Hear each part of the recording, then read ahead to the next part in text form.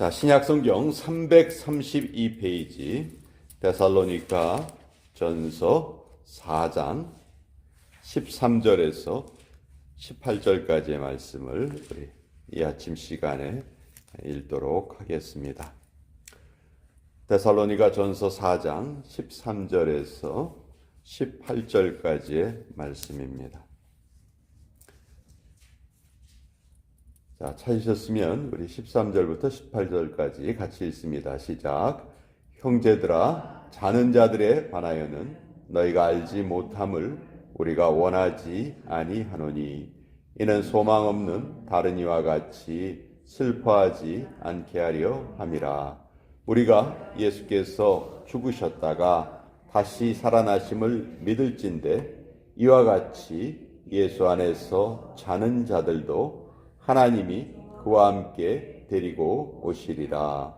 우리가 주의 말씀으로 너희에게 이것을 말하노니 주께서 강림하실 때까지 우리 살아남아있는 자도 자는 자보다 결코 앞서지 못하리라. 주께서 호령과 천사장의 소리와 하나님의 나팔 소리로 친히 하늘로부터 강림하시리니 그리스도 안에서 죽은 자들이 먼저 일어나고 그 후에 우리 살아남은 자들도 그들과 함께 구름 속으로 끌어올려 공중에서 주를 영접하게 하시리니 그리하여 항상 주와 함께 있으리라. 그러므로 이러한 말로 서로 위로하라. 하나님의 말씀입니다. 아멘. 자, 이 데살로니가 교회, 바울이 개척했던 교회 중에서 가장 어떤 면에서는 환난을 많이 받았고요. 또 바울은 이 데살로니가 지역에 불과 세 안식일만 머무를 수 있었습니다. 이곳 사람들이 불량배를 고용을 해서 바울을 해치려 했기 때문에 바울이 여기에서 오래 머무를 수가 없었죠. 자, 바울이 그렇게 떠났지만 그 짧은 기간 동안 들었던 복음이 이들 사이에서는 아주 크게 잘 자랐습니다. 그래서 바울은 이 데살로니가 성도들에게 늘 감사한 마음, 또 미안한 마음, 이런 것이 같이 복합적으로 있었는데요. 이 데살로니가 교회는 다른 복음의 진리는 잘 받아들였는데 한 가지 이 종말에 대한 사상, 특히 자기들이 살아있는 그동안에 예수님께서 다시 오실 것이다. 그런데 어떤 사람들은 그것을 기다리지 못하고 미리 죽은 사람들도 있죠. 그럼 그 사람들에 대해서 너무너무 안타까워했던 거예요. 왜냐하면 자기들이 살아있을 때 재림하실 예수님을 맞아들여야 되는데 그것을 보지 못하고 미리 죽은 자들은 그 영광에 참여하지 못하는 것이 아닌가 하는 그런 잘못된 생각에 빠져 있었던 거예요. 그래서 바울이 특별히 이 데살로니가 교회 성도들에게는 종말론에 대한 이야기, 예수님의 재림에 대한 이야기, 이 부분을 아주 강조해서 이야기를 합니다. 자, 오늘 그 내용이에요. 데살로니가 교회 성도들 중에 예수님의 재림을 맞이하지 못하고 일찍 죽은 자들이 있는데 그들에 대해서 안타까워하는 그런 잘못된 것을 바울이 이 편지를 통해서 고쳐주는데 13절에 이렇게 돼 있죠. 형제들아, 자는 자들에 관하여는 너희가 알지 못함을 우리가 원하지 않는다. 그러니까 너희가 잘 알았으면 좋겠다. 무엇에 대해서? 자는 자들에 대해서. 바울이 여기에서 이미 이 세상에서 죽은 사람들을 뭐라고 부르냐 하면은 자는 자들이다 이렇게 불러요. 자고 있다는 거죠. 죽은 것이 아니고 자고 있다는 거예요. 자, 그럼 자는 자들은 반드시 어떤 때가 옵니까? 깰 때가 오는 것이죠. 그것을 염두에 두고 죽은 사람들을 자는 자들이다 이렇게 표현을 해요. 그러니까 그들이 다시 예수님의 부활을 맞이할 것이다. 예수님처럼 부활을 맞이하는데 살아있을 때 예수님의 재림을 맞이할 사람도 있을 것이고 죽은 후에 다시 예수님의 재림을 맞이할 자도 있을 것이다. 그러나 그 둘의 영광이 다른 것이 아니다. 똑같다. 그래서 15절에 보면 우리 살아남아 있는 자도 자는 자보다 결코 앞서지 못하리라. 데살로니가 성도들은 이런 오해를 가지고 있었거든요. 우리가 살아있을 때 예수님의 재림을 우리가 꼭 경험해야 돼. 그게 가장 중요한 것이고, 미리 죽은 사람들은 어떡하냐? 그 사람들은 예수님의 재림을 맞이하지 못하는 거 아니야? 이렇게 잘못 생각했다는 거죠. 그것이 아니라는 거예요.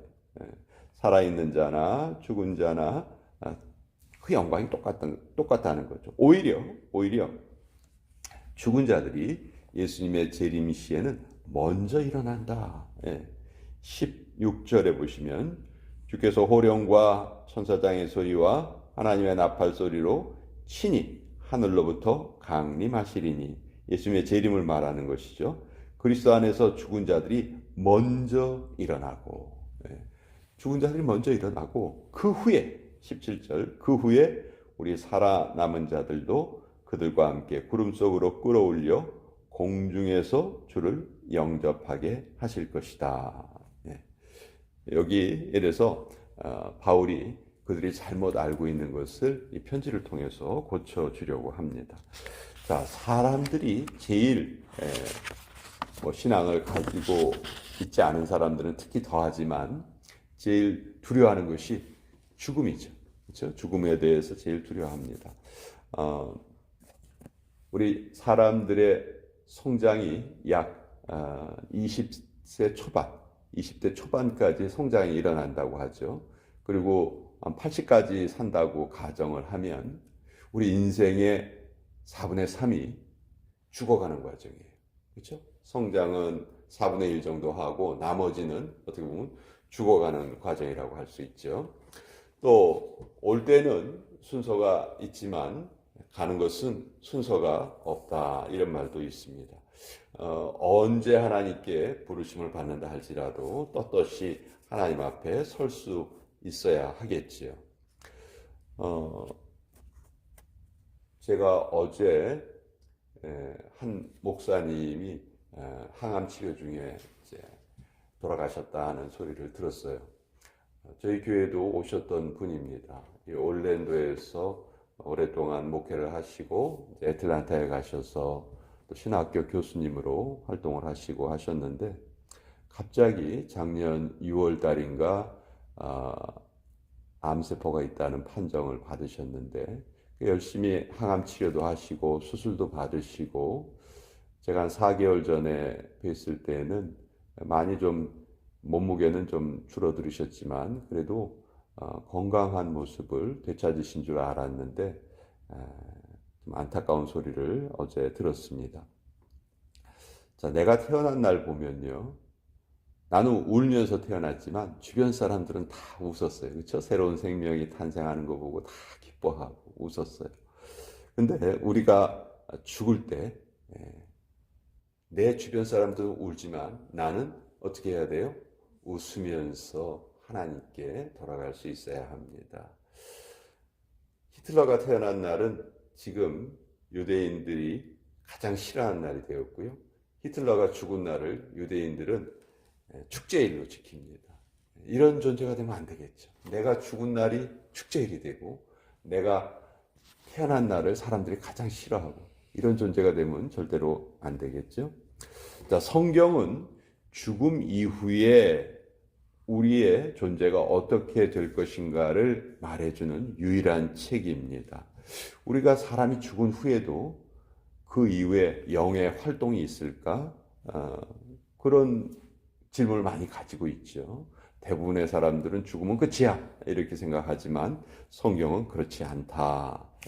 그래서 구원받은 성도와 그렇지 못한 사람들이 둘로 나뉘어지게 된다, 이렇게 말하고 있죠. 자, 성경은 그냥 우린 보통 죽으면은 바로 하나님의 심판이 있을 것이다 이렇게 생각하는데, 성경은 그렇게 말씀하지 않고요. 우리의 영이 하나님의 심판이 있을 때까지 둘로 나뉘어져 있습니다. 하나님을 잘 믿은 사람들은 성경에서 낙원이라고도 표현을 하고 아브라함의 품이라고도 표현하고 거기에 영혼이 가게 됩니다. 반면에 그렇지 않은 사람들은 음부에 가게 된다 이렇게 말하죠. 근데 이것이 영원한 상태가 아니고요. 언제까지 그러느냐? 성경은 예수님께서 강림하실 때까지 그런 상태에 있다. 근데 예수님께서 강림하시면 어떻게 되냐면 주 안에서 죽은 자들이 먼저 신비한 존재로 부활을 하게 된다. 그때의 부활은 우리가 알고 있는 이런 몸이 아닐 것이다. 그것을 예수님께서 어떻게 보여주셨냐 하면 예수님이 부활하신 후에 제자들이 모여 있는 곳에 찾아오셨죠. 근데 그때 벽을 뚫고 오셨어요. 근데 그러면서 또 제자들과 함께 음식도 드셨어요. 그러니까 아주 우리가 설명할 수 없는 신비한 그런 존재의 형태입니다. 아마 그러한 형태로 우리가 부활을 하게 될 것이다. 그리고 음부에 갇혀 있던 영혼들은 예수님이 재림하시는 날 최후의 심판을 받게 된다. 이것이 이제 부활의 소망이에요. 자, 근데 오늘 16절에 보시면 주께서 호령과 천사장의 소리와 하나님의 나팔 소리로 친히 하늘로부터 강림하실 것이다. 이렇게 되어 있죠. 그러니까 예수님이 재림하실 때의 모습이 너무너무 웅장하고 영광스럽고 위엄이 가득한 모습으로 그렇게 다시 오시는 거예요. 심판자로 오시는 거예요. 세상의 정복자로 오시는 거예요. 이 소리가 울려 퍼질 때 악을 행하던 자들, 예수를 믿지 않던 자들, 사탄의 하수인 노릇을 하던 자들, 이런 자들은 두려워 떨게 되는 것이죠. 왜냐하면 멸망이 다가왔기 때문에. 반면에 기뻐서 뛰는 사람들이 있는데 그들은 주님의 재림을 고대하며 믿음 생활을 했던 자들, 그 중에 먼저 주님이 오시기 전에 먼저 죽은 자들도 있죠. 그런 자들을 성경은 자고 있다 이렇게 표현을 하는 겁니다. 그러니까 우리가 죽음에 대한 올바른 인식을 가지고 살아간다는 것은 사실 너무너무 중요한 우리 신앙의 꼭 숙제라고 할 수 있어요. 이 죽음에 대해서 제대로 우리가 인식을 하지 못한다면 신앙생활을 날마다 한다고 하면서도 사실 어떻게 보면 끝을 모르고 우리가 어디로 가지 그렇게 끝을 모르고 신앙생활하는 것과 똑같죠. 그래서 그리스도 안에서 죽은 자들이 첫째 부활을 경험하게 될 것이고, 그리고 만약 그때 생존한 성도들이 있다면 그 성도들은 두 번째로 공중으로 들려 올려져서 여기에서 주를 영접하게 하신다 이렇게 돼 있죠. 공중에서 주를 영접하게 하신다. 이게 뭐 어린 양의 혼인 잔치로도 표현이 되고 또 어떤 면에서 보면 우리들이 가장 고대하는 날이죠. 우리가 이 날을 바라보고 어려움을 다 이겨내고 신앙생활을 해 나가고 있는 것이죠. 그리고 감사하게도 우리들에게 하나님의 백성들에게 하나님이 귀한 약속을 해 주셨다. 그래서 데살로니가 성도들이 잘못된 그 종말론에 빠져 있는 것, 그리고 사실 이들은 자기들이 살아있을 때 예수님이 꼭 재림하실 것이다, 이런 잘못된 의식을 가지고 있었거든요. 그래서 자기 일상생활을 다 팽개치고 또 좀 문제를 일으키는 그런 분들도 있었단 말이에요. 그래서 데살로니가 전서와 후서를 통해서 바울이 그렇지 않다 하는 것을 가르쳐 주시고 있는 내용이 우리 데살로니가 전서와 후서의 내용입니다. 오늘 이 말씀을 또 우리 함께 마음에 새기도록 하겠습니다.